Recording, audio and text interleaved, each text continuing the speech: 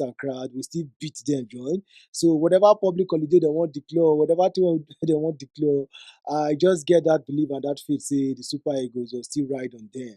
Even we know I be on the coaching team, and all, kind of changes obviously they make. We understand that one, situation on the ground. I make some kind matters play, but I just get believe say we go still override them no matter how it be. I don't see them like that Big strengths. Ivorian team of then. I don't see them You as don't believe they Ivorian fit team as top them. like South Africa. I haven't they happy say Ivory Coast they play for final. The like of Senegal and others they don't come out because those ones will give us tough time.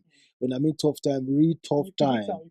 Yeah, real You tough predict time. them a Yeah, long time ago. yeah, So real tough time. we'll play. So I see I believe the Super Eagles if they continue with their game plan, what we say that they do before, and they choose to say okay, they work on their stability. Definitely they'll beat the Ivorians.